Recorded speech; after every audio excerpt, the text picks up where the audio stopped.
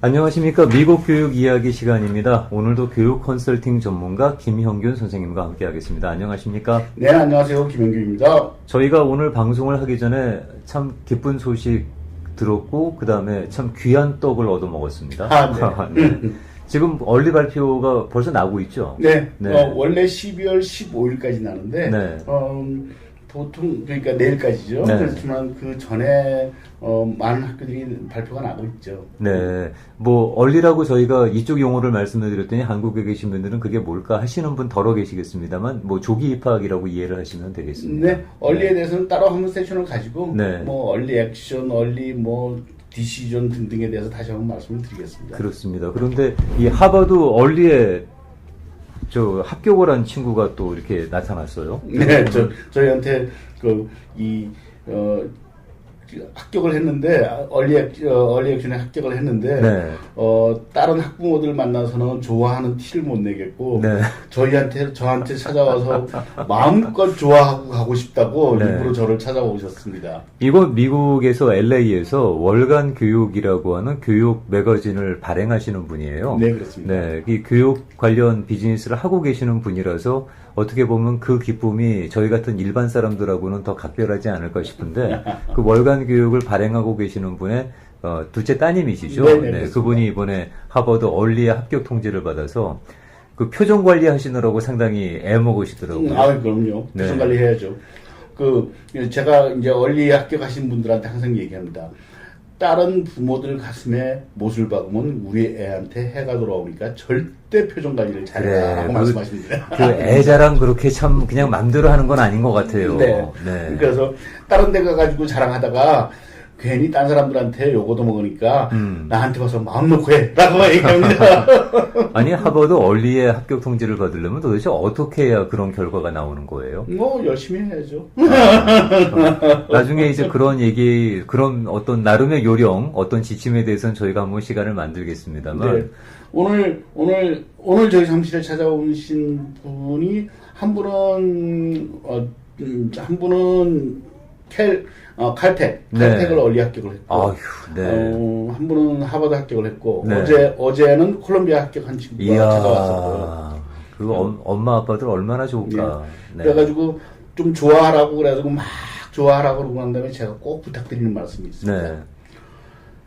오늘 저녁에 애를 시켜서 내가 어플라이한 다른 학교에 어플리케이션을 위드드로우 시켜라. 네. 그 학교에 붙기 위해서 목숨 걸고 기다리는 애들이 있다. 네. 내가 위드드로우를 안 하면은 그 중에 한 명이 그 합격증을 못 받는다. 그렇지.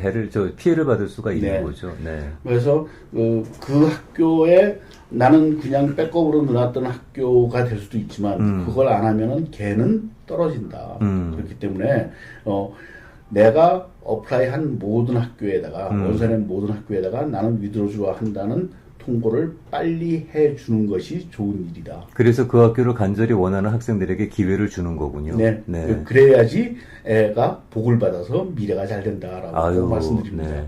아니 우리 같은 일반인들도 그런 생각을 하고 또 누군가 다른 학생을 위한 그런 배려를 하는데 네. 이게 참 있는 자들, 높은 자들이 오히려 그 멀쩡한 사람들을 갖다가 그 자기에 붙인다고 떨어뜨리고 네. 그 사람들 가슴에 그 대못을 받고 인생을 갖다가 그렇게 뜻을 못 펼치게 하는 어떻게 이런 참 우리를 생각할 때는 상식 밖의 일들이 벌건 대낮에 21세기에 벌어지는지. 그런 못된 짓을 하니까 애가 잘 안 되잖아요. 그렇지. 네. 결국은 그게 다 돌아가는 거겠죠. 네. 네. 그래서 일부러 그렇게 본인이 원하는 학교에 합격이 됐다 그러면은 다른 학생들을 위해서 어떤 그런 배려를 한다는 것도 단순히 그냥 기뻐하는 것 이상으로 네. 꼭 필요한 절차라고 생각이 되네요. 네, 그 정도는 해줘야죠. 하긴요. 뭐 그래야 또 그 복이 또 돌아온다 그러니까 네. 더욱더 또 해야 될 도리가 아닌가 싶습니다. 자, 이 하버드나 뭐 다른 대학에 대한 얘기는 저희가 또 하도록 하고 그다음에 뭐 하버드 얼리 어떻게 하면 붙는지도 저희가 한번 또 시간을 마련하겠습니다만 뭐 그런 것들이 어떤 기본 자료, 그 다음에 기본 과정이 되겠습니다. 오늘은 AP에 대한 말씀을 준비하셨어요? 네, 네. 오늘 AP에 대해서 제가 학부모님들이랑 상담을 하다 보면 AP에 대해서 잘못 인식하고 계신 부분이 좀 많아가지고 네. 그래가지고 AP에 대해서 제가 이제 한 3번 정도 주제를 잡아서 말씀을 좀 드려보고자 합니다. 네, 한국에서 방송 들으시는 분들은 AP가 뭘까 그러실 텐데 잠깐 좀 설명을 좀 이해하기 쉽게 좀 해주시면은. 네, AP는 기본적인 약자가 AP가 Advanced Placement입니다. 네. 그러니까 기본적인 개념의 하이스쿨, 고등학교에서 칼리지 레벨의 수업을 미리 듣는 것을 AP라고 부릅니다. 그렇죠. 네. 그래서 AP가 이제 칼리지 레벨의 수업이라 그러면 되게 어려운 것을 가르치느냐? 네. 아닙니다. 주제도 똑같고 내용도 똑같습니다. 단지 고등학교 때까지는 기본적인 교육의 형태가 어떻게 되느냐? 먼저 내용을 알려주고 다음에 주제를 던지고 주제에 따른 문제 제기를 합니다. 네. 그리고 그 문제를 푸는 방법을 보여줍니다. 네. 그리고 답에 도달할 때까지 같이 갑니다. 그래서 학생이 문제가 발생을 했을 때 그 문제를 풀어나가는 과정도 배우고 답을 도출해나가는 과정까지 보여주면서 이렇게 풀어라라고 가르쳐주는 것이 고등학교까지의 교육이라면 그러니까 일종의 방향 제시는 하는 거죠. 네. 방향 제시가 아니라 거의 마지막 답 뽑는 순간까지를 따라가 줍니다. 같이 간다고 보는 거고. 네. 네.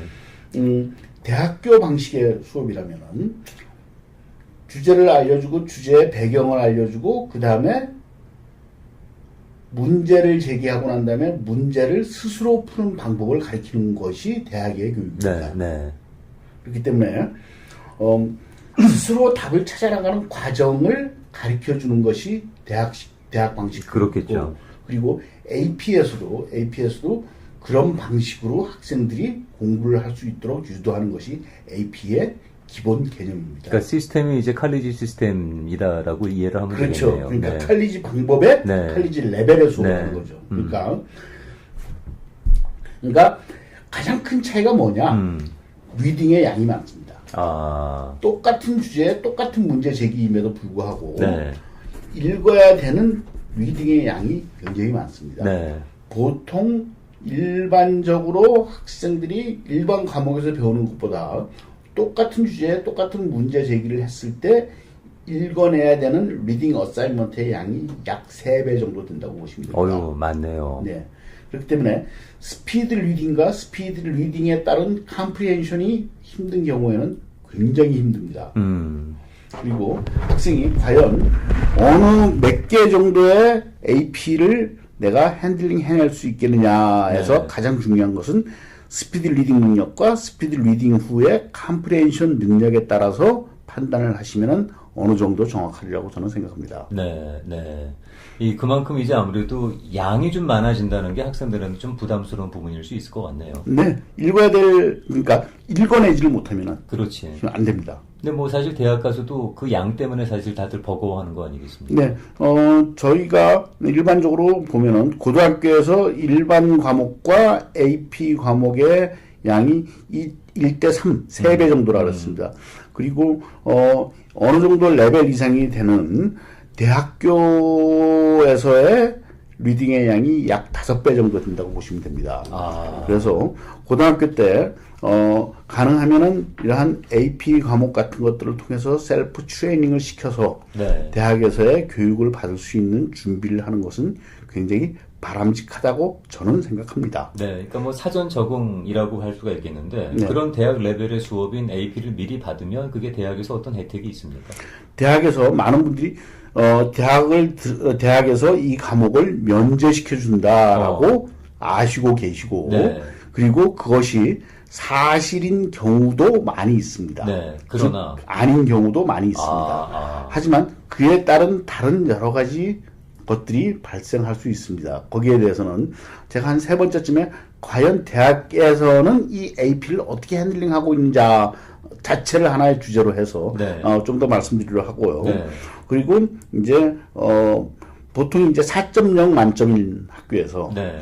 레귤러 과목에서 GPA를 계산할 때 레귤러 과목에서 A를 받으면 4.0으로 계산을 합니다. 네.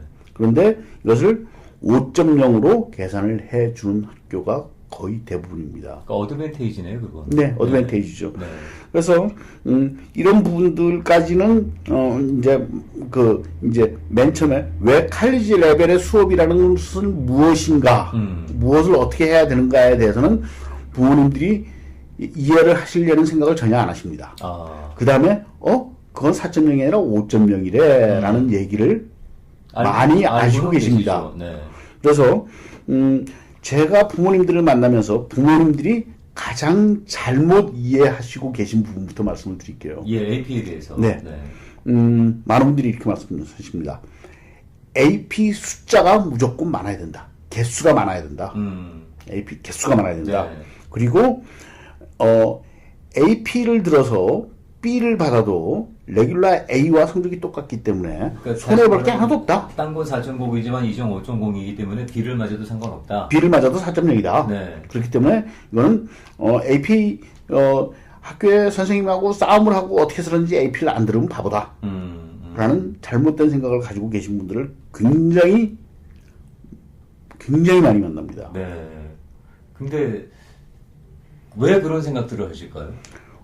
그냥 해서 좋으면 좋고 아니면 말고, 그리고 딴 애들 좋은 대학 간 애들 보니까 전부 AP 무지하게 많이 들었대는데 우리 애도 AP 많이 들어야지 좋은 대학 갈 거 아니야 라고 생각을 하시는 분들, 어처구니없는 생각을 하시는 분들을 제가 수없이 많이 만납니다. 그러니까 AP가 어떤 GPA의 그 어떤 평균을 올려주는 역할을 한다라고 이해하시는 거겠네요. 그렇게 되면은.